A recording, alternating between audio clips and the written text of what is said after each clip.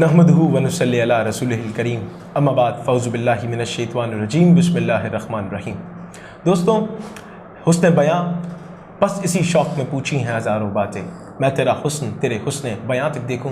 ये एक खूबसूरत शेर पर मबनी प्रोग्राम, एक ऐसा प्रोग्राम जिसके अंदर हम आपकी मुलाकात करवाएंगे मुख्तलिफ़ शौरा कराम से, अदीबों से, दानिश्वरों से, जो आकर हुस्न बयां पर आपसे हम कलाम होंगे। आप सब भी इसका हिस्सा बन सकते हैं। लाइव नशरियात होगी, आप सब उसके अंदर अपने अपने कमेंट्स देकर अपने अपने सवालात भी पूछ सकते हैं। इंशाअल्लाह आप सबको उन चीज़ों का जवाब मिलेगा। हुस्न बयां एक खूबसूरत प्लेटफॉर्म हम प्रोवाइड करेंगे उन दानिश्वरों को, उन लोगों को इनवाइट करेंगे आप लोगों के लिए कि जो आएंगे और आकर अपने अंदाज़े बयां, अंदाज़े लिखत और बहुत सारी मुख्तलिफ खूबियों के मालिक होंगे। उन सबको आप बुलाएंगे और आपके सामने पेश करेंगे और वो लोग आकर अपने अपने तजुर्बात आपके सामने रखेंगे। ऐसे ही एक मायनाज शख्सियत कि जिनका 50 साल से एक माइक से रिश्ता और लिखत से रिश्ता है, वो जब बोलते हैं तो दिलों में घर कर जाते हैं और जब वो मिज़ा निगारी करते हैं तो क्या ही कहने हैं। ऐसे ही एक अदीब हैं हमारे साथ, बहुत बहुत खूबसूरत और बहुत एक मुनफरिद अंदाज़ है उनका। जब वो बयान करते हैं, जब वो बात करते हैं, आप ख़ुद भी जानेंगे। मैं ज़्यादा कोई तारुफ नहीं कराऊंगा।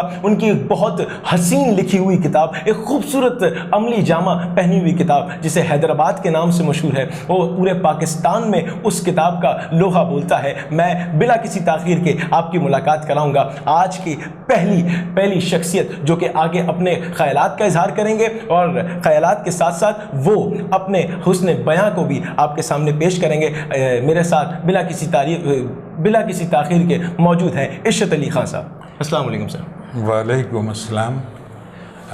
जहाँ तक आपने ये कहा कि मेरा बोलने का ताल्लुक़ कब से है, तो मैं समझता हूँ कि मैंने कोई 50 साल हो गए मुझे रेडियो से वाबस्तगी को। मैं 1970 से रेडियो से वाबस्ता हूँ। यानी आवाज़ों की दुनिया। आवाज़ एक कुदरत का हसीन तोहफ़ा है।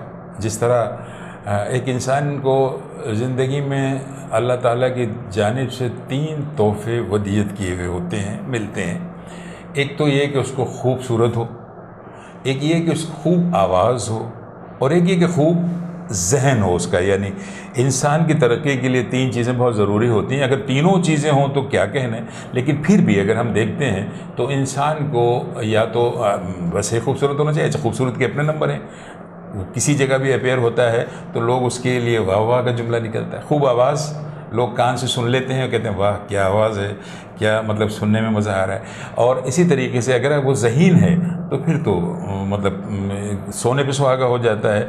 तो आवाज़ एक ऐसी चीज़ है कि जिसको अल्लाह ताला ने इंसान को एक ऐसी नेमत से नवाजा है कि जब वो इंसान बोलता है, अगर उसे गुफ्तगू करने का सलीका भी आता हो, यानी वो सही तलफ़्फ़ुज़ के साथ, सही जिसको हम कहते हैं ना ज़ीरो बम के साथ, उतार चढ़ाव के साथ, अफरात व तफरीद के साथ, नशिस्त व बर्खास्त के साथ, पॉजेज़ एंड स्ट्रेसेस के साथ, यानी कहाँ रुकना है, कहाँ उसे ज़ोर देना है, ये सब चीज़ों का अगर ख्याल रखे ना तो फिर कमाल गुफ्तगू होती है। फिर इसको कहते हैं कि हुस्न बयां। अच्छा, हुस्न बयां को तो अल्लाह ताला भी पसंद करता है। देखिए ना, उसने अपने कुरान में कहा क़ूलू लिन्नासि हुस्ना, यानी लोगों हसीन बात किया, मतलब बात को बेहतरीन अंदाज से पेश किया करो। तो ये तो उसने कुरान में कहा, तो हमें भी क़ौलुल्लाह से हुस्ना पे ज़ोर देना चाहिए। हसना भी कह सकते हैं, हसना के माने भी उम्दगी के होते हैं, हुस्ना के माने भी, लेकिन यूँ चूँकि आयत है हुस्ना की तो हम हुस्ना कहेंगे, क़ौलू लिन्नासि हुस्ना। तो जब इंसान वो कामयाब है, ख़ास तौर पर अगर हम देखते हैं कि गुलकारी है, हम देखते हैं रिसाइटिंग यानी कुरान शरीफ की तिलावत है, अगर आवाज़ अच्छी है, अंदाज़ अच्छा है तो लोगों के दिलों में घर कर लेता है। बिल्कुल ये ऐसा होता है। इसी तरीके से अगर वो गुलकार है तो भी लोगों के दिलों में घर कर लेता है। अगर वो ऑरेटर है, यानी डिबेटर है, या ऑरेटर है यानी बोलने वाला है, तकरीर करने वाला है, और उसे जानता है वो कि किस तरह अपनी तकरीर, अपने अल्फाज को दूसरे के जहन में बिठाए, तो फिर उसे अपने अल्फाजों पे मतलब अपने बोलने पे कमांड होती है और वो कोशिश करता है। यही हाल जो है, जैसे आप हैं एंकर पर्सन या जो भी कह लें आज कॉम्पेयर, एक ज़माने में अनाउंसर होते थे, मॉडरेटर होते थे, ये सब जो लोग होते हैं ना, यानी जो निज़ामत भी कहला दी जाती है कि किसी प्रोग्राम को, ये सब लोगों को ये सब चीज़ें आनी चाहिए। यानी कि एक तो उनका तलफ़ुज़ अच्छा होना चाहिए, बोलने का आवाज़ अच्छी, सबसे पहले तो आवाज़ अच्छी हो, बोलने का तरीका अच्छा हो, दूसरे फिर ये कि उसे ज़बान और बयान पे कमांड हासिल होना चाहिए कि हम कब कहाँ क्या करते हैं। बिन ही अगर कोई शायर है तो वो अगर शेर को ऐसे ही पढ़ देगा, यानी प्रेजेंटेशन जो है वो काउंट करती है, पेश करने का तरीका, पेश करने का इजहार जो है वो इजहार करने का जो है, बयान करने का जो तरीका है, अगर वो खूबसूरत होगा, बेहतरीन होगा, तो मज़ा आएगा सुनने वालों को। अगर वो अच्छा नहीं होगा तो कोई अच्छे शेर भी सुनाए, कोई अच्छी तहरीर भी सुनाए, बस वो गायब हो जाएगी। इसीलिए जो आपने हुस्न बयान रखा है इसका, तो बहुत अच्छा है, नाम बहुत अच्छा है, मुझे पसंद आया। हुस्न बयान में आदमी को वाकई फिर बयान का हुस्न होना चाहिए, ताकि फिर आदमी सोचे कि यार ये गुफ्तगू करे और हम सुनते रहें, ये शेर पढ़े और हम सुनते रहें, ये गाता रहे हम सुनते रहें, ये बोलता रहे हम सुनते रहें, ये सब चीज़ें बातें होनी चाहिए उसमें। आपने आवाज़ों का जिक्र किया, तो हम बताइएगा कि आवाज़ें भी क्या मुख्तलिफ़ किस्म की होती हैं? क्या उनमें भी उतार चढ़ाव, जैसे कि हम बात कर रहे होते हैं, बात करने का लबो लहजा होता है, वो कितना ज़रूरी होता है एक कंपेयर के लिए या एक जो लिखने बैठा होता है उसके लिए? क्योंकि वो तो लफ्ज़ी से ही अक्कासी कर रहा होता है ना अपने आप की। देखिए, बोलने में और लिखने में फ़र्क होता है। हम लिखने का हम बाद में बात करेंगे, अभी हम जिक्र कर रहे हैं सिर्फ बोलने के ऊपर, लिखने का भी ठीक ठाक होगा, हम बताएंगे। बोलने के लिए इंसान की आवाज़ों की भी अक़साम होती हैं, इसको हम काइंड ऑफ वॉइसेस भी कह सकते हैं, साउंड नहीं कहेंगे, साउंड एक अलग चीज़ होती है। साउंड्स में से कोई भी आवाज़ जो हमारी निकलती है, और साउंड को तो हम इसका पैमाना भी होता है नापने का, यानी इसको हम डेसिबल्स कहते हैं, जो हमारी साउंड होती है ना।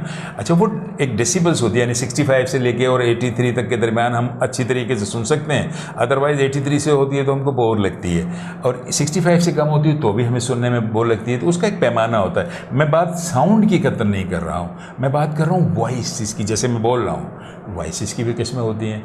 मिसाल के तौर पर हम समझते हैं कि वॉइसेस में, देखिए, एक वॉइस होती है बड़ी ज़ोर की होती है, मैं ये काम कर रहा हूँ, जैसे पृथ्वीराज बोला था ना कि इससे पहले कि कल का सूरज आसमान लाजवाल की वसतों में गुम हो जाए, ये मार्शल वॉइस कहलाती है। ये वो उनकी यानी शहंशाहों की आवाज़ होती है।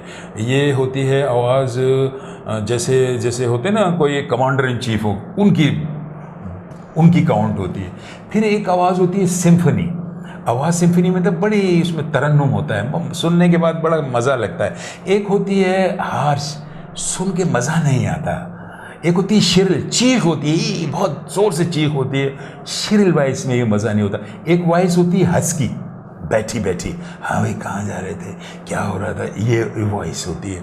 इसके अलावा म्यूटिंग वॉइस होती है। म्यूटिंग वॉइस वो कहलाती है जैसे मम्बल वॉइस, ये सुनने में अच्छी नहीं लग रही होती है। एक होती है जैसे मेरी वॉइस है, इसको मैं कह सकता हूँ कि ये सोफेस्टिकेटेड वॉइस है, या इसको हम कल्चरल वॉइस कहते हैं, बड़ी रचाव के साथ, यानी सुनने वाले को मज़ा देती है ये वॉइस, इसमें अच्छा लगता है। इसी तरीके से वॉइसेस की बहुत सारी अक़साम हैं, जिनके फिर हम कभी किसी प्रोग्राम में आएंगे तो फिर हम गुफ्तगू करेंगे कि क्या होती है। तो इनको भी ख्याल रखना चाहिए, यानी इंसान को सोचना चाहिए कि मेरी वॉइस किस में काउंट होती है और मुझे क्या करना चाहिए। तो ये तो हुआ वॉइस का, यानी बोलने का। हुस्न बयान में ये काउंट होगा। हुस्न बयान जब आप करेंगे कोई चीज़ भी, अच्छा, बयान की दो किस्म होती हैं, जैसे आपने कहा ना, एक किस्म को हम कहते हैं कि बोल कर, और एक होती है लिख कर। दो चीज़ें ना, अपने इजहार के पैराए को हम दूसरों तक दो तरीके से पहुंचाते हैं। अगर हम माजूर ना हो, अगर माजूर हो तो फिर इशारे से भी पहुंचाते हैं, यूं कर आके, है ना। तो वो नहीं हो रहा है, बात हो रही है यहाँ पर इजहार के पैराए की। इजहार के पैराए दो, एक बोल कर, एक लिख कर। लिखने में भी दो पैराए, एक नज़्म की सूरत में, एक नसर की सूरत में, यानी आप नज़्म लिखें या नसर लिखें, यही होता है ना दोनों। तो दोनों सूरतों में हमें देखना पड़ता है कि हुस्न हर चीज़ में देखना पड़ेगा। बोलने में भी हुस्न, जैसा कि मैंने आपको बताया कि तमाम चीज़ें होंगी, ऐसे लिखने में भी हुस्न चाहिए होगा। इसलिए कि अगर आप लिखने में हुस्न कायम नहीं रख सकेंगे तो पढ़ने वाले को मज़ा नहीं आएगा। हुस्न से मुराद होती है सिलेक्शन ऑफ वर्ड्स कैसे होने चाहिए। ये जो होती है ना, जिसको हम कहते हैं कि लफ्ज़ और हर्फ से लफ्ज़ बनते हैं, और लफ्ज़ से जुमले बनते हैं, जुमलों से एक मतन मतलब एक चीज़ सामने आती है, कोई अफसाना, कोई कहानी, कोई नावल, कोई नॉवलेट, या फिर कोई शायरी में मुख्तलिफ़ चीज़ें, गज़ल है, नज़्म है, कसीदा है, क़ता है, मरसिया है, मनक़बत है, कोई भी चीज़ें सामने आ रही होती हैं। तो ये चीज़ें हमें लिखने वाले को देखने पड़ती हैं। तो जब लिखने वाला किसी भी पैराए में अपना इज़हार करता है, चाहे वो नस्र में करे या वो नज़्म में करे, तो उसे फिर ये देखना होता है कि किन अल्फाजों का इस्तेमाल करे। जब वो अल्फाजों की सिलेक्शन अच्छी रखेगा, खूबसूरत रखेगा, तो फिर जो पढ़ेगा या सुनेगा, यानी हम शायरी सुनाते भी हो ना, तो उसको मज़ा आएगा कि हाँ यार वाकई खूबसूरत अल्फाज का है। अगर इसी तरीके से बोलने में भी ये होगा कि अगर हम बोलेंगे तभी भी लोगों को मज़ा आएगा, यार वाह कितना अच्छा। इसमें वोकेबलरी की भी बड़ी ज़रूरत होती है कि कोई भी राइटर होगा, कोई भी बोलने वाला होगा, उसके पास वोकेबलरी मस्ट है, यानी जिसको हम कहते हैं ना अल्फाज का ज़ख़ीरा। अल्फाज का अगर ज़ख़ीरा नहीं होगा और महदूद होगा, तो फिर हम उसको नहीं बोल सकेंगे उतने मतलब अपने इज़हार को उतना खूबसूरत नहीं बना सकेंगे कि जितना हमें बनाना चाहिए। अच्छा सर, एक छोटा सा सवाल मेरा यहाँ पर कि पहले जिस तरीके से चीज़ें हुआ करती थी और आज की नस्ल जिस तरीके से उन चीज़ों को आगे लेकर बढ़ रही है, उसमें आप क्या सोचते हैं कि वो किस तरीके से उन चीज़ों को किस चीज़ को मैं नहीं समझ पाया हूँ, क्या चीज़ आगे लेकर बढ़ रही है? जो हुस्न बयां के आज तौर तरीके अपनाए जा रहे हैं ना, जिस तरीके से आज बात की जा रही है, जैसे लफाजी की गलतियाँ हैं, गलत को गलत, जी बिल्कुल ऐसा ही है। बिल्कुल हम जो है प्रोनाउंसिएशन बहुत बुरी हो गई है, हम मुख्तलिफ जैसे कहाँ पर हैं और मुख्तलिफ वो जो पैराए होते हैं उसको आप किस नज़र से देखते हैं? क्योंकि आप हुस्न बयां से माशाल्लाह बहुत ज़्यादा मुंसलिक हैं और आप लोगों को भी तकलीफ़ होती होगी जब उर्दू के गलत लफ्ज़ इस्तेमाल किए जाते होंगे। असल मसला ये है कि एक ज़माने में, जैसे मैं रेडियो का जिक्र करूँगा कि रेडियो में प्रोनाउंसिएशन चेकर होते थे, वो प्रोनाउंस को जो तलफ़ुज़ होता है उस उच्चार सिंधी में उनके उच्चार से बनाएं, उसको बहुत माइन्यूटली देखते थे कि यार ये गलत तो नहीं बोल रहा, ये फ़र्ज़ बोल रहा है या फ़र्ज़ बोल रहा है, ये कर्ज़ बोल रहा है या कर्ज़ बोल रहा है, ये मर्ज़ बोल रहा है या मरज़ बोल रहा है। लेकिन कुछ चीज़ें मिलती जुलती होती हैं, लेकिन उनका बोलने का, उनके हर लफ्ज़ का एक वज़न होता है, हर लफ्ज़ का। जैसे मर्ज़ का एक वज़न है मर्ज़, इसी तरीके से इसको मरज़ बोलेंगे, मर्ज़ नहीं बोलेंगे। मर्ज़ का और मरज़ का होगा तो फिर फ़र्क हो जाएगा। एक फ़र्क बोलेगा, एक फ़र्क बोलेगा। असल लफ्ज़ है फ़र्क नहीं बोलेंगे। इसी तरीके से असल लफ्ज़ है मर्ज़ नहीं बोलेंगे, ठीक है ना। लिहाजा इन बातों का ख़ास ख्याल रखना चाहिए, एक कंपेयर को भी, मॉडरेटर को भी, और बोलने वाला कोई भी हो, जो भी मुबाहिसे में हिस्सा ले रहा है या कोई तकरीर में, तो इनका ख़ास ख्याल रखना चाहिए। इससे ये होता है कि हम बिल्कुल सेहत के साथ, यानी अल्फाजों को, जो लफ्ज़ होते हैं, अल्फाज तो नहीं, अल्फाज तो ख़ुद जमा है, अल्फाजों कहेंगे तो भी गलत हो जाएगा, जमा हो जाएगा। तो अल्फाज को सेहत के साथ बोलना ही तमाम अहमियत वाली चीज़ होती है। बिल्कुल, बहुत शुक्रिया सर। एक छोटे से ब्रेक के बाद वापस आते हैं। नाज़रीन हमारे साथ रहिएगा, देखते रहिए खुसूसी लाइव नशरियात हुस्न बयां अरीब शेख के साथ।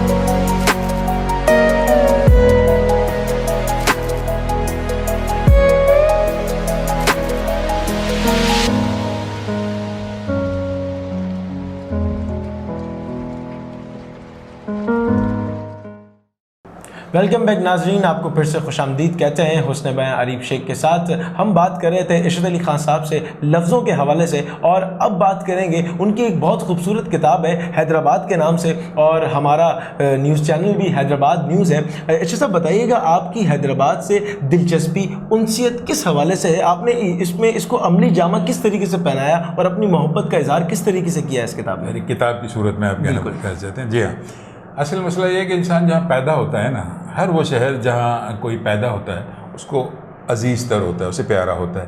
हैदराबाद में मैं पैदा हुआ, पला बड़ा, तालीम हासिल की, यही मेरी शादी हुई, यही बच्चे हुए। एक तवील ज़िंदगी मैंने हैदराबाद से गुजारी है। जितनी भी हैदराबाद शहर से मेरी उनसियत का सबब ये है कि यहाँ पैदा हुआ, पला बड़ा, तालीम हासिल की, रोज़गार हासिल किया। तो ये शहर, इस शहर से मुझे ख़ास उनसियत है, ख़ास लगाव है। लिखता लिखाता था रेडियो पर। मैंने मेरा ख्याल है मुझसे ज़्यादा किसी ने ड्रामे, कम से कम हैदराबाद की हद तक तो मैं कहता हूँ कि मैंने 400 से ज़्यादा ड्रामे रेडियो के लिए लिखे होंगे, 400 से ज़्यादा। इसके अलावा मैंने यहाँ पर एलिगोरीज़ लिखी हैं, सिम्बॉलिक एलिगोरीज़ लिखी हैं, डॉक्यूमेंट्रीज़ लिखी हैं, ऑबिचुरीज़ लिखी हैं, गीतों भरी कहानियाँ लिखी हैं और फीचर्स लिखे हैं, यानी बहुत कुछ लिखा रेडियो पे। और मैं एक बात और बताता चलूँ कि यह हैदराबाद रेडियो हमारा बाइलिंगुअल है, यानी सिंधी और उर्दू प्रोग्राम्स यहाँ से नशर होते हैं, सिंधी प्रोग्राम्स भी और उर्दू प्रोग्राम्स भी। उर्दू प्रोग्राम में मैं वाहिद हूँ जो आउटस्टैंडिंग कैटेगरी में शामिल होता हूँ, यानी I am the only person, मैं अकेला आदमी हूँ जो आउटस्टैंडिंग रखता है। देखिए यहाँ कैटेगरी होती हैं बी, ए, डबल ए, लेकिन आउटस्टैंडिंग में मैं अकेला आदमी हूँ जिसको आउटस्टैंडिंग रेडियो ने दी हुई। तो रेडियो से मेरे लिखने लिखाने का ताल्लुक़ बहुत पुराना, लिखता अखबारात में भी रहता था और काफ़ी चीज़ें लिखी। फिर मैंने सोचा कि एक साहब ने मुझे कहा कि ऐसे तुम मिज़ाह अच्छा लिखते हो। मिज़ाह में असल में मेरा जहनी मिलान जो था ना, मेरा एप्टीट्यूड था मिज़ाह की तरफ, और मिज़ाह में मैं मिज़ाह निगारों को बहुत ज़्यादा पढ़ता था। मेरे पास किताब जो मेरी लाइब्रेरी में, मेरा ख्याल है उर्दू अदब में जितनी भी मिज़ाह की किताबें हैं वो सब मेरे पास हैं। तो मैंने जो कॉलम लिखता था एक अखबार में, सफ़ीर में, वो मिज़ाहिया कॉलम होता था। तो उसको मैंने काफ़ी जमा हो गए थे, तो लोगों ने कहा इसको छपवा लें आप। तो मैंने कहा अच्छा। फिर मैंने उसको रीराइट किया और उसको उन्वान दिया कैशो इशरत, बर वज़न ऐशो इशरत। तो मैंने कहा इशरत जो मेरा नाम, और कैश के बगैर इशरत बेकार। इशरत कहते हैं प्लेजर हासिल करना, है ना, मज़ा। तो मज़ा तो आप हासिल कर ही नहीं सकते जब तक आपके पास कैश ना हो। तो मैंने कहा कि नहीं, इस किताब का नाम होना चाहिए कैशो इशरत। उसमें मज़ामीन थे, और कभी ऐसा हुआ और आपके पास हम यहाँ पे, तो हम उसमें से मज़ामीन को सुनाएंगे तो लोगों को मज़ा आएगा।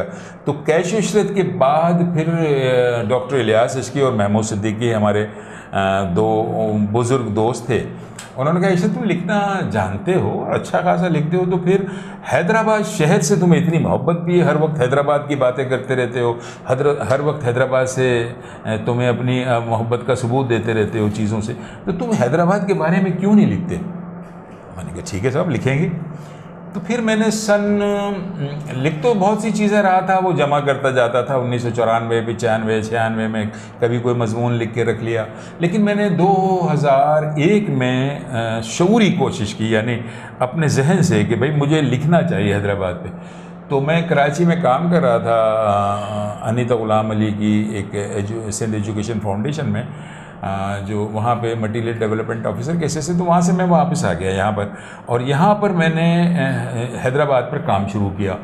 पहले तो मैंने रिसर्च वर्क किया बहुत ज़्यादा, और मतलब ये कि चीज़ें पढ़ी, देखी कि क्या क्या चीज़ें शहर के बारे में हो सकती हैं, क्या क्या बातें मुझे इस शहर के बारे में लिखनी चाहिए। तो फिर मैंने एक रजिस्टर बनाया और मैंने दुनिया सारी चीज़ें जो भी मुझसे हो सकती थी वो मैंने हासिल करने की कोशिश की।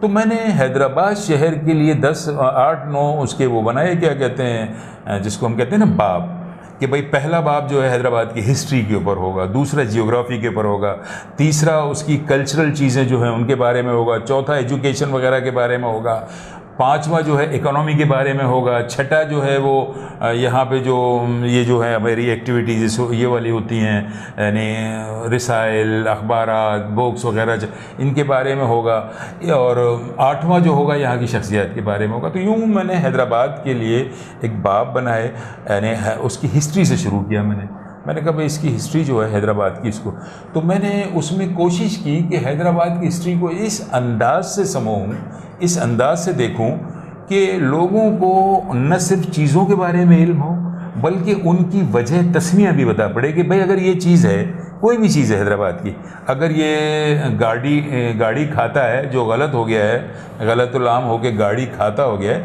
असल में ये था गाड़ी इहातो, तो गाड़ी खाता हो गया, या ख्यातो चौक था, ख्यातो चौक, तो वो खाता चौक हो गया, या और बहुत सारी चीज़ें, जैसे छोटी जी घिट्टी थी तो वो छोटी गिट्टी हो गई। चीज़ों के नाम लोगों ने ऐसे किया। अच्छा यही नहीं, बल्कि शहर में रहने वालों कौन कौन से लोग रहते थे, रोड्स कौन से थे, मज़ारात, इन सब के बारे में मैंने कॉम्प्रिहेंसिवली, यानी अगर वो किताब आप पढ़ लेते हैं हैदराबाद, जो कि 5 दफ़ा छप चुकी है उर्दू में, और 1 दफ़ा उसका सिंधी में भी तर्जुमा हो चुका है, उसको आकाश संतुराई ने और अम्बरीन हिज़बानी ने उसका तर्जुमा किया था, और बहुत अच्छा तर्जुमा था, वो भी बड़ी जल्दी ख़त्म हो गई। यानी यूँ समझ लें कि उसके 6 एडिशन जो हैं बिक चुके हैं। तो वो एक बड़ी ऐसी किताब है जिसका मुझे बहुत ज़्यादा फ़ायदा, मैंने माली भी हुआ, लोगों ने इसकी मुझे दिल खोल कर पैसे भी दिए, और बिकी भी बहुत वो, हालांकि मैंने बहुत कम कीमत रखी थी, लेकिन बहुत अच्छी खासी, इसीलिए कि सबके पास हैदराबाद के बारे में मालूमात होनी चाहिए, वो गई। फिर हैदराबाद के यानी हैदराबाद लिखने के बाद फिर मैंने तीसरी किताब एक दफ़ा फिर मिज़ा में लिखी, अपने मज़ामीन को जमा किया, और उसका नाम रखा मैंने इशरतानिया। बिल्कुल, वो भी एक मिज़ा में किताब थी, और उसको भी कभी हम सुनवाएंगे, क्योंकि ये फिर एक अलग चैप्टर हो जाएगा। इशरतानिया के बाद फिर मैंने एक किताब लिखी, यानी ये मेरी तीसरी किताब हो गई ना। बिल्कुल। फिर मैंने एक किताब लिखी अफसानों पर रेत पर बूंद। फिर उसके बाद चौथी किताब मैंने लिखी तमासील। तमासील एक ऐसी किताब है कि जिसमें हम यानी स्टेज ड्रामों, रेडियो ड्रामों के बारे में हम उससे कॉम्प्रिहेंसिव इंफॉर्मेशन ले सकते हैं। इसको कहते हैं मुकम्मल मालूमात। स्टेज ड्रामों के बारे में भी ले सकते हैं, रेडियो के ड्रामे किस तरह लिखे जाते हैं, टेलीविज़न के, ये सारी चीज़ें उसमें, ये बड़ा रिसर्च वर्क है और बहुत बहुत काम की किताब है वो भी। इसके बाद फिर मैंने एक किताब लिखी, हाँ वो भी लिखने का है, पठान कौन। असल में मैंने पठान कौन इसलिए लिखी, अगर यहाँ इसमें दिखाते जाएंगे ना, इस किताब में मौजूद है। हाँ, इस किताब में उसके हाँ कहीं होगी पठान कौन, ये रही। बिल्कुल, इसको हम आप दिखाएंगे ना, सब ये बुक्स है मेरी, तो अगर हम इसको जूम कर सकें तो दिखाएं कि ये पठान कौन, ये बाकायदा ये इस जगह, ये तो ये पठान कौन मैंने किताब लिखी। अच्छा इसकी भी वजह क्या है कि क्यों लिखी, ये भी आपने नहीं पूछा, पूछ रहे हैं कि मैंने क्यों लिखी। चले मैं बता रहा हूँ, बताइएगा जरूर। हुआ ये मैं मुझे हार्षा भोगले एक क्रिकेटर है, वो कमेंटेटर, क्रिकेटर कह रहा हूँ, ये क्रिकेट की कमेंट्री करता है, हार्षा भोगले एक बंगाली है, उसकी कमेंट्री मुझे बड़ी पसंद आती है, और मैं कोई मैच तो सिर्फ उसकी कमेंट्री की वजह से देख लेता हूँ। तो एक मैच हो रहा था, शायद ये बड़ौदा में था या अहमदाबाद में था, तो वहाँ पे इंडियन क्रिकेटर खेल रहे थे जिसका नाम था इरफान पठान, तो पाकिस्तान की तरफ से। शाहिद अफरीदी था, ये भी पश्तून लोग हैं। बिल्कुल। तो मैंने फिर जब ये सुन रहा था तो शाहिद अफरीदी से उसने पूछा कि कल ये जो मैच हो रहा है ना, ये हो रहा है 2 पठानों के बीच में, कि इधर उधर होगा इरफान पठान और यहाँ होगा क्या कहते हैं, हाँ शाहिद अफरीदी, ठीक है ना, तो 2 पठान, तो कैसा रहेगा। तो शाहिद अफरीदी ने कहा नहीं मैं उसको पठान नहीं मानता। उसने बोला, हार्षा भोगले ने, वाह भाई वो तो कह रहा है कि मैं पठान हूँ। तो कहने लगे नहीं, इसलिए कि उसको पश्तो नहीं आती। तब मैंने, और मैं ख़ुद भी वो पठान हूँ कि जिसे पश्तो नहीं आती हैं, हम लोग दाऊदी पठान हैं। तब मैंने फिर ये किताब लिखी, उसमें बताने की कोशिश की कि भाई ज़बानें जो हैं वो इलाके से होती हैं, ताल्लुक़ रखती हैं, नस्ल से ताल्लुक़ नहीं होता। इसलिए कि खैबर पख्तूनख्वा में आज भी जो पंजाब के लोग रहते हैं, या महाजिर जो पश्तून नहीं हैं वहाँ रहते हैं, या सिख रहते हैं, या और हिंदू रहते हैं, वो सब पश्तो जानते हैं, इसलिए कि उस इलाके में रहते हैं, ठीक है ना। तो इलाके की ज़बान आ जाती है, कानों में पड़ती रहती है। हम यूँ भूल गए कि हम हिंदुस्तान में रहते थे, वहाँ हमारे कानों में नहीं पड़ती थी। अच्छा, उस ज़माने में मीडिया भी नहीं था, वापस भी अपने इलाकों में नहीं आ सकते थे क्योंकि महदूद ज़राए होते थे आने जाने के। भाई एक दफ़ा जब चला गया तो फिर वहीं रहने लगा। और हम लोग थे क्या कहते हैं, वो लोग जो क्या कहते हैं लड़ने लड़ाने वाले लोग थे, लड़ाई के साथ चले जाते थे, अब वहीं रह गए। तो इसको जो है ना, जब वहीं रह गए हम, तो फिर हमारे कानों से वो बोली निकल गई। जब निकल जाती है तो फिर जो उस इलाके की बोली होती है वो आ जाती है। लेकिन फिर मैंने एक पूरी किताब लिखी कि भाई हिंदुस्तान में तो इस कदर पश्तून हैं और उनके नवाबीन हैं कि जिनका कोई जवाब नहीं है। फिर मैंने इसमें सारे उनके फ़ोटोज़ भी दिए और वो भी दिए। बिल्कुल, एक यहूदियत नाम की किताब भी यहाँ इस वक्त मेरे पास मौजूद है, आप ही की लिखी हुई है। खुशबू सुखन मौजूद है। उसके बाद ये मुख्तलिफ अमली जामे हैं। मैं इस पर और कुछ नहीं कहना चाहता, बस और मुख्तसर गुफ्तगू करूँगा। बस एक छोटे से ब्रेक के बाद वापस आएंगे। इरशाद साहब हमारे साथ मौजूद हैं, इनसे जानेंगे कि इन्हें किस तरीके के शेर पसंद है, कौन से शौरा कराम को सुनते हैं, किन शौरा कराम से वाबस्तगी है, किस तरीके से पहला मुशायरा पढ़ा। आप सबसे जुड़े रहेंगे, देखते रहिए हुस्न बयां अरीफ शेख के साथ।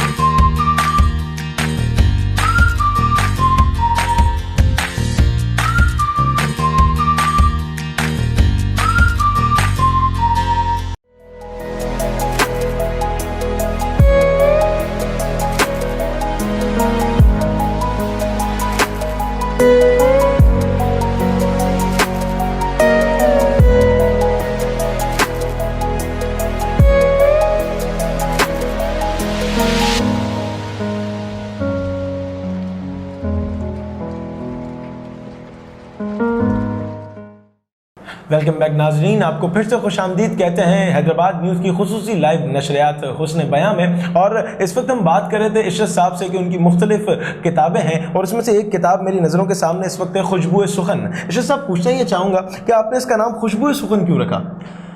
आपने हुस्न बयां रखा है, ये बिल्कुल वही है, खुशबू सुखन। बयान को सुखन कह लें और हुस्न को खुशबू कह लें, ठीक है ना। हुस्न के साथ खुशबू का बड़ा गहरा ताल्लुक़ रहा है, तो इसलिए ये खुशबू सुखन है। खुशबू सुखन मैंने इसलिए नाम रखा कि ये जो अनवर मकसूद फैमिली है ना, ये बड़ी इंटेलेक्ट फैमिली है। अनवर मकसूद, इनके बड़े भाई मकसूद हमीदी हैं, वो सेक्रेटरी लेवल के लोग थे। इसके बाद फातिमा सुरैया बजिया को देख लें, इनकी एक बहन थी जो शायरा भी थी, बहुत अच्छी ज़हरा निगाह। उनका जो एक शेर है कि खुशबू सुखन चादर शब में मेरी आकर कहते हैं बहुत रोज़ हुए शेर का आकर। तो उस खुशबू सुखन पर मुझे बड़ा अट्रैक्ट करता था ये कि खुशबू सुखन, एक तो सुखन से मुराद होती है शायरी, है ना, और सुखनवर शायर को कहते हैं, और खुशबू यानी शायरी की खुशबू अगर कहीं कहीं फैल जाए, जो लफ्ज़ों की खुशबू होती है, तो फिर तो एक अजीब एक रूह परवर मंज़र होता है। तो मैंने इस किताब का नाम भी खुशबू सुखन रखा। वो मैं शायर नहीं हूँ एक, लेकिन बस शायर तो नहीं हूँ जिसको कहते हैं ना सक्का बन शायर, वो नहीं हूँ। लेकिन हाँ, ये है मेरे साथ कि मैं शायरी को सुनने वाला बहुत अच्छा हूँ और शायरी कहने वाला भी। यानी मैं शायरी जब पढ़ता हूँ तो लोगों को अच्छा लगता है कि यार आप शेर कहते हैं तो ज़रा सही तरीके से कहते हैं। बिल्कुल, यूँ मुझे जो है ना शायरी मैंने करना शुरू कर दी और जो कोई भी थी उनको जमा करके एक शक्ल दे दी। अभी भी है बहुत सारा कि जो अगर चाहूँ तो दूसरी भी कर सकता हूँ, लेकिन एज सच में शायर नहीं हो सकता। हाँ, अलबत्ता ये मैं कहूँगा कि मुझे बचपन से शायरी बहुत पसंद है, इंतहाई। इसलिए कि जब मैं छोटा था तो मैं उनको बहुत पढ़ा करता था, हमारे उस्ताद कमर जलाल भी। अगर क्यों कि मेरे स्कूल में मैं जब अपने स्कूल में दाखिल हुआ गवर्नमेंट हाई स्कूल हैदराबाद में, तो वहाँ मुझे पता पड़ा कि वहाँ 2-3 बड़े आलमी मुशायरे हो चुके थे। उनमें से उस्ताद कमर जलालवी की सदारत में शायद या किसी की भी, लेकिन उसमें उस्ताद कमर जलालवी भी आए थे। तो उनके कुछ अशार मैंने वहाँ लिखे देखे थे, बड़े बड़े कागज़ जो होते हैं ना, कागज़ के ऊपर लिख के लगाए हुए थे। तो मुझे बहुत अच्छे लगते थे वो अशार। तो मैंने वो छोटी उम्र में, यानी 5वीं 6वीं में, वो रट के और उनको कहना शुरू कर दिया था। तो लोग कहते थे यार तुम शेर अच्छे कह रहे हो, मतलब इनको पढ़ते अच्छा हो।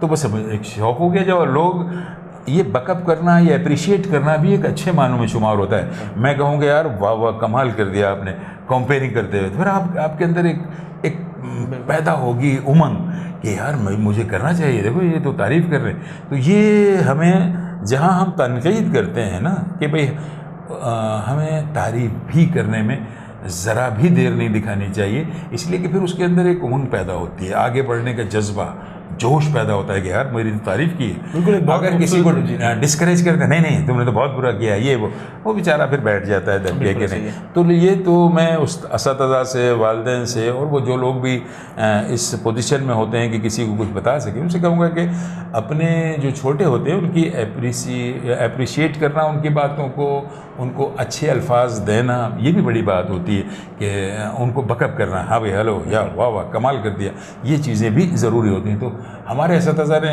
जो उर्दू के थे उन्होंने कहा यार तुम तो अशार अच्छे पढ़ते हो। फिर वो मुझे उर्दू की किताब दे देते थे कि भाई आप इसमें से शेर जो हैं, जो अशार हैं, मतलब पूरी गज़ल है या नज़्म है, वो तुम सुनाओ। तो फिर मैं और बड़े मज़े से सुनाता था। तो फिर मुझे यूँ शौक़ पैदा हुआ। तो उस्ताद कमर के मुझे बेपनाह अशार याद थे। अच्छा, उनके अशार में थोड़ी सी यासियत थी। यासियत मतलब थोड़े वो जैसे होता है, मतलब अपना मौत, मैयत, कफन, दफन, दफनाना, कफनाना, ये चीज़ें बहुत थी। यानी वो, उनको हम कह सकते हैं कि वो एक पेसिमिस्ट शायरी, लेकिन उस वक्त मुझे नहीं, लेकिन उस शायरी में रिदम बहुत होती थी, यानी नगमगी बहुत होती थी, मज़ा आता था सुन के। तो उसको उस ज़माने की गुलकारा मुन्नी बेगम ने भी बहुत गाया। तो वो सबके ज़बान ज़द-ए-आम हो चुके थे, लोग गाते फिरते थे। ख़ास तौर पर उन्होंने मज़ाहमती शायरी भी की। मज़ाहमती शायरी में मैं समझता हूँ सबसे पहला मज़ाहमती शेर उर्दू का उन्होंने कहा, मेरी निगाह में। हो सकता है कोई और भी हो, मैं ये नहीं कहता हूँ, स्ट्रेस नहीं दे रहा हूँ, लेकिन उन्होंने कहा कि गुलसितां को लहू की ज़रूरत पड़ी, सबसे पहले ही गर्दन हमारी कटी। क्या बात है। फिर भी कहते हैं मुझसे ये अहले चमन, ये चमन है हमारा तुम्हारा नहीं। क्या बात। तो ये मज़ाहमती शायरी थी उनकी तरफ से। लेकिन उनकी शायरी में कमाल होता था, यानी सादगी, सलासत, खुशबयानी कमाल की होती थी। वो कहते हैं कि मेरा मुंह कफन से खोला, मेरे पास आके बोला, ये नया लिबास कैसा, ये कहाँ के हैं इरादे। आप देखिए ना, कहने का अंदाज़ ना, कुछ में शायरी है लेकिन इस कदर नगमगी है। एक उनका मुझे कथा याद आ रहा है, और उसमें कमाल का था कि जितने थे सबकी आंख से आंसू निकल पड़े, कुछ इस तरह से मेरा जनाजा उठा के बस, जितने थे सबकी आंख से आंसू निकल पड़े, कुछ इस तरह से मेरा जनाजा उठा के बस, शब भर तेरे मरीज़ का आलम अजब रहा, नब्ज़ों पे जिसने हाथ रखा कह दिया कि बस गया आराम से। तो ये उनका कहने का एक खूबसूरत अंदाज़ हुआ करता था, कहने का नहीं, मतलब वही जो आप कह रहे हैं ना, हुस्न बयान, ये उनका हुस्न बयान था। लिख कर वो ख़ुद भी बहुत अच्छे तरीके से सुनाते थे। तो उसके बाद फिर और शायरों को भी, इकबाल अज़ीम मुझे बहुत अच्छे लगे। इकबाल अज़ीम हमारे नाबीना शायर थे ना एक, बिल्कुल वो भी कमाल थे। तो उनका भी कोई अगर याद आ जाता है तो बेसिकली आपकी जो पर्सनालिटी है उसके हिसाब से मुझे जो लगा, जब मैंने आपसे बात की, मुझे लगा आपको अनानियत वाले शेर जो है वो बहुत पसंद आते हैं। जैसे अगर मैं एक शेर, मुझे अभी इस वक्त मुझे याद आ रहा है कि अपने मयार से नीचे तो मैं आने से रहा, शेर भूखा हूँ मगर घास तो खाने से रहा, कर सको तो मेरी चाहत का यकीन कर लेना, अब तुम्हें चीर के दिल तो दिखाने से रहा। हाँ, ईगो जिसमें होता है ना, उन शायर को मैं बहुत पसंद करता हूँ। उसमें बहुत सारे लोग हैं जिनके अशार कमाल के होते हैं। अब मिसाल के तौर पर मुझे जो अब शायर पसंद है, उसके पास भी कमाल ईगो पाया जाता है। यानी शिद्दत तशनगी में भी, अहमद फराज की बात कर रहा हूँ, शिद्दत तशनगी में भी गैरत मैं कशी रही। क्या बात है। यानी प्यास लग रही थी लेकिन गैरत अपनी जगह थी। शिद्दत तशनगी में भी गैरत मैं कशी रही, उसने जो फेर ली निगाह मैंने भी जाम रख दिया। क्या बात है, समझे नहीं? तो मैंने ये नहीं देखा कि उसने जब निगाह फेरी तो मैंने भी, या उसने जो फेर ली नज़र मैंने भी जाम रख दिया कुछ। तो इसमें एक ईगो है पाया जाता है, या वो एक और यानी इसको हम कहना चाहिए कि ऑप्टिमिस्ट होना, यानी उसमें जोश जज्बा दिखाना है कि हम हारने वाले नहीं हैं, लड़ने वाले लोग हैं। वो भी फराज का शेर है कि हम कजदा चराग कि जब भी हवा चली, ताकों को छोड़कर सरे दीवार आ गए। या एक हमारे दोस्त हैं रेहान साहब, उनका एक शेर है कि बस्ती में एतमाद से आने लगी हवा।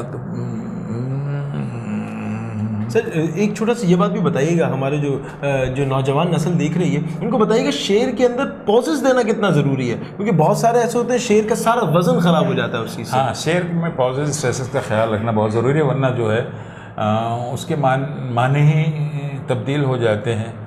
तो एक शेर में हमारे एक दोस्त का, वो भी इससे बहुत मिलता जुलता है। जैसे कि आपने कहा था कि हमने जब एतमाद से दीपक जला दिया, हमने जब एतमाद से दीपक जला दिया, बस्ती में एहतियात से आने लगी हवा। समझे नहीं? हमने एतमाद दिखाया, हवा जो है एहतियात से आने लगी।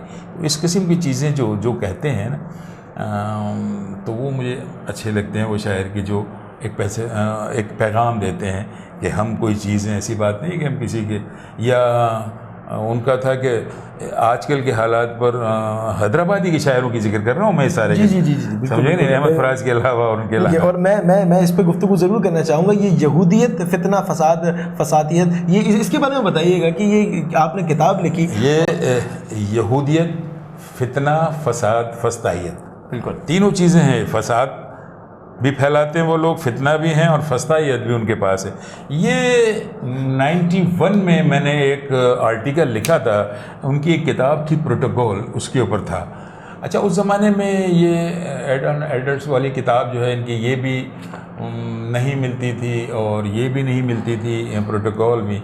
तो फिर मैंने उसको उर्दू तर्जुमा, कहीं से मुझे हाथ लग गई थी तो मैंने उर्दू तर्जुमा जो है ना उसका किया था। फिर बाद में मुझे जब ये हुआ 2001 का सानेहा हुआ, तो फिर सारी दुनिया ने कहना शुरू किया कि ये इन्हीं की तरफ से है। तो फिर मैंने कहा कि कभी उसको लिखना चाहिए। तो फिर मैंने वो अपनी चीज़ें निकाली और उसको फिर नए अंदाज से इसमें समोया कि वो दुनिया भर में क्या कॉरपोरेट सिस्टम के तहत क्या करना चाहते हैं, दुनिया की इकनॉमी पे किस तरह काबिज़ होना चाहते हैं, दुनिया को किस तरह अपने काबू में करना चाहते हैं। ये सब चीज़ें इसमें आपको आराम से मिलेंगी। देखने के बाद आपको अच्छा लगेगा कि मैंने कोशिश की है कि उनकी वो तमाम चीज़ें बताऊं कि जो वो दुनिया को अपने कब्ज़े में करने के लिए, या हॉलोकॉस्ट कैसे हुआ था वो भी इसमें है। हॉलोकॉस्ट सिस्टम बताया गया है, कितने उनका हलाक हुए थे या मारे गए थे तमाम लोग।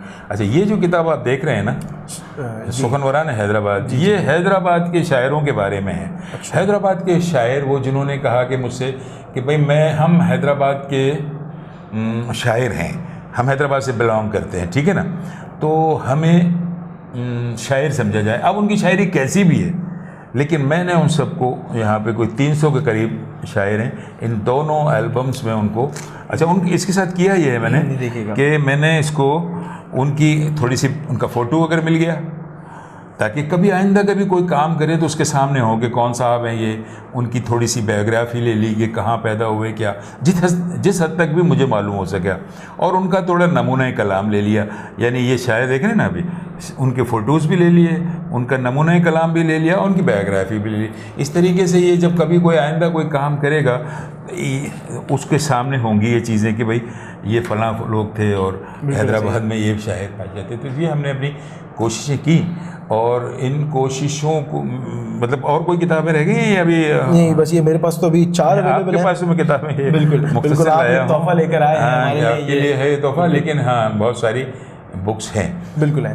और मैं ये कहूँगा कि हैदराबाद के शायरों पे बात हो रही है, और अगर मैं उस शेर का जिक्र ना करूँ कि वो फिरते हैं जिन गलियों में होके आज़ाद, नज़र आते हैं हर सू वही सरसब्ज़ व शादाब, और जहाँ हो कसीर तादाद हैदर के चाहने वालों की, अहले नज़र कहते हैं उसे हैदराबाद। इसी शेर के साथ एक वक्फे पे जाएंगे, कहीं नहीं जाइएगा, देखते रहिए हुस्न बयां अरीफ शेख के साथ।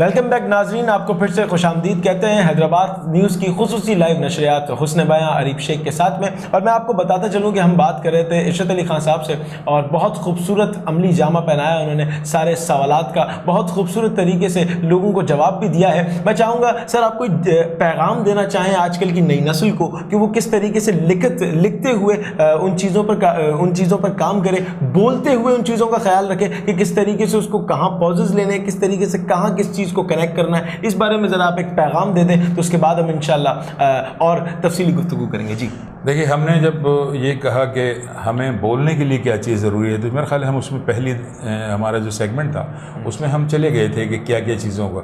सबसे पहले मैंने बताया था कि आवाज़ होना ज़रूरी है। आवाज़ आप समझते हैं कि नहीं, आवाज़ में एक चीज़ जिसको हम काउंट करते हैं वो होती क्लियरिटी, यानी आखिरी जो हर्फ है वो भी बहुत खूबसूरत सुनाई दे। ये ना हो कि कहीं आप अल्फाज को चबा रहे हों, चबाना नहीं चाहिए। क्लियरिटी, एक आवाज़, सबसे नंबर 1 आवाज़, फिर इसके बाद उचार यानी तलफ़ुज़, उसके बाद तीसरे नंबर पर है, इसके बाद इसके लिए आएगा कि आपको क्लियरिटी नहीं होनी, यानी सफाई उसकी अपनी जगह कायम रहनी चाहिए, साफ़ सुथरा सेहत के साथ निकलने चाहिए। चौथी चीज़ जो है उसको ये है कि उसका उतार चढ़ाव देखें कि किस लफ्ज़ से। देखिए ना, मैंने शायद नहीं बताया लेकिन बताऊँ आपको कि एक जुमला है, रोको मत जाने दो। तो इसमें क्या निकला कि भाई इसको रोक लो, जाने मत दो। इसलिए कि मैंने रोको के बाद इसमें इसको पॉज दिया ना, रोको मत जाने दो।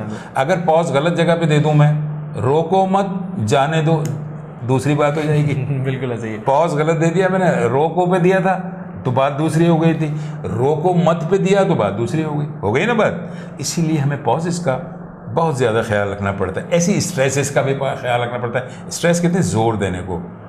मुझे इस बात पर यकीन है, अब हमें यकीन पे यकीन कराना होगा। मुझे इस बात पर यकीन है, तो बेकार नहीं, बात पे नहीं है, यकीन पे यकीन है, तो ज़ोर देंगे यकीन पे। मुझे इस बात पर यकीन है, मैं यकीन कामिल रखता हूँ। आप देखें ना कहाँ ज़ोर दे रहे हैं, तो इस ज़ोर का भी ख्याल रखना चाहिए कि कहाँ ज़ोर देना है, कहाँ नहीं देना है, वरना ज़ोर देने से भी बात ख़राब हो जाती है। इन सब चीज़ों का अच्छा, दूसरे है कि आखिरी जो हमारा सेंटेंस का जो आखिरी हर्फ है वो समझ में आना चाहिए। ऐसे ही नहीं, गुम नहीं हो जाना चाहिए। मैं वहाँ जा रहा था आना चाहिए, मैं जा रहा था, ऐसे नहीं था एकदम पता हो गया। तो इन चीज़ों का ख्याल रखने से हम एक अच्छी अच्छी चीज़ लोगों तक पहुंचा सकते हैं। जहाँ तक था लिखने का सवाल, तो वो हर एक का अलग अलग होता है। मेरा तरीक़ेकार ये होता है कि मैं कोई भी तहरीर यानी ड्रामा लिखूँ, कोई अफसाना लिखूँ, मैं मिज़ाह की बात नहीं कर रहा। मिज़ाह में तो हमें कोई टॉपिक देखना होता है जिसमें लोगों को मज़ा आए कि हाँ यार ये तो टॉपिक मज़ेदार रहेगा, ठीक है ना। अभी मैंने रिसेंटली इसके ऊपर लिखा है, यानी जो हमारी जेब में रखा होते हैं ना मोबाइल पे। अच्छा। तो वो एक नई चीज़ है, कैसे हो रहा है, क्या हो रहा है, तो ये मोबाइल पे लिखा। तो इसके लिए ये होता है, मिज़ाह के लिए तो आपको मौजू ढूंढना पड़ता है। बिल्कुल ऐसे ही। लेकिन आपको अफसाना, कहानी, ड्रामा या और इस किस्म की चीज़ें लिखने के लिए मैं जहाँ तक हूँ तो मैं देखता हूँ कि इसमें एक अच्छा सबसे पहले एंड ढूंढता हूँ कि इसका इख्तिताम क्या होगा। समझ में आ गई ना? जी जी जी। तो ये वैसे भी लोग कहते हैं कि all is well when and is well. सब बेहतर है कि अगर अख्तिताम बेहतर है। अगर अख्तिताम अच्छा नहीं है तो आपने कोई शानदार चीज़ लिखी हो बेकार होती है, ठीक है ना? तो मैं सबसे पहले उसका एंड तलाश करता हूँ कि इसका एंड क्या होगा। एक कहानी का एंड धमाकेदार होगा तो कहानी खुद ब खुद वहाँ तक आते आते हो जाएगी। तो लोगों को चाहिए कि एक तो ये कि किताबें पढ़ें, जो किताबों से हमारे यंग नस्ल जो है ना, नई टही जिसको सिंधी में कहते हैं, ये यंग जनरेशन या नई नस्ल किताबों से दूर हो गई है। जो किताबों से दूर हो जाएगा उसे कुछ नहीं आता, फिर वो मोबाइल वाली बिकॉज को BCZ लिख देगा और ऐसे ना बेचारे को प्रोनाउंसिएशन आएगा, ना कुछ आएगा, ना कुछ आएगा। किताबों से उनसे ज़ाहिर करे। फिर किताबों से उनसे ज़ाहिर करने के साथ साथ ये कि अपनी ज़बान से लगाव और लगन ये भी काउंट करता है। अच्छा, ज़बानें सब हमारी होती हैं, सिंधी भी हमारी ज़बान है क्योंकि मेरे इलाके की ज़बान है, मेरे सूबे की ज़बान है, तो हमारी ज़बान है, ज़रूर सीखनी चाहिए। या लोग कहते हैं, जो अच्छे लोग हैं ना, जो पढ़े लिखे इंटेलेक्ट लोग कहते हैं कि एक ज़बान सीखने का मतलब है कि आपको इल्म जो है वो 10% आया। 2 ज़बानें सीखने का मतलब है कि आपको इल्म 40% आया, और 3 ज़बानें सीखने का मतलब ये कि आपको इल्म 70-80% आ गया, यानी आप कमाल कर रहे हैं। तो हमें ज़बानें सारी सीखनी चाहिए, उन ज़बानों में जो भी चीज़ें हैं, अच्छी चीज़ें हमें हासिल करनी चाहिए, ठीक है ना? शानदार किस्म से हासिल करनी चाहिए। आपको सीखें, क्यों नहीं? सीखने में क्या है? आप सिंधी सीखें, सिंधी को इस्तेमाल करें, सिंधी के लिटरेचर पढ़ें, उर्दू सबसे पहले आप अपनी ज़बान भी देखें, फिर वो भी पढ़ें, अंग्रेज़ी भी देखें, अंग्रेज़ी भी एक आलमी ज़बान है। और कोई आपके पास ज़बान है, कोई पश्तो है, कोई पंजाबी, सब सीखें, आप सारा आपकी ज़ुबान है। जिस कदर आप वसी लिसान होंगे, इसको हम कहते हैं वसी लिसान, यानी मल्टी लिंगुअल होंगे, उसी तरीके से आप दूसरे के ऊपर रौब जमा सकेंगे। हाँ यार, ये तो बड़ा पढ़ा लिखा आदमी है ना, ये तो कमाल कर रहा है। सही है। ठीक है सर, बहुत शुक्रिया आपकी तशरीफ़ आवरी का। बहुत खूबसूरत बयान करते हैं आप। मैं तो ये चाह रहा था कि ये लम्हात ख़त्म ना हों, बस आपकी सुनते रहें। मैं मुसलसल आपको जो है ना वो सुनने की कोशिश कर रहा था और आपसे सीखने की कोशिश कर रहा था। यही अमल बरकरार रहता है, आपकी कब्र तक आपको सीखने का अमल बरकरार रखना पड़ता है और अल्हम्दुलिल्लाह सीखते रहेंगे सर आपसे। बहुत शुक्रिया आपका इतना वक्त देने का, और ये तहफ़ जो आपने 4 किताबों की सूरत में हमें दी हैं, बल्कि 5 किताबें हैं, एक इस वक्त मेरे पास अवेलेबल नहीं है, लेकिन 5 किताबें जो आपने तोहफे में दी हैं। बहुत शुक्रिया आपका, और ऐसे ही हम आपके साथ और आपके सामने लेकर आते रहेंगे ऐसे ही लोगों को कि जो हुस्न बयां से मुंसलिक है, जो आप लोगों को सिखाएंगे भी, क्योंकि ये ज़रिया हैदराबाद न्यूज़ बन रहा है आपको सिखाने का, आपको बताने का। हमारे साथ रहिएगा, इंशाअल्लाह आपसे मुलाकात होगी अगले प्रोग्राम में। जब तक के लिए अपने मेज़बान अरीफ शेख को दीजिए इजाज़त। अल्लाह हामी नासिर।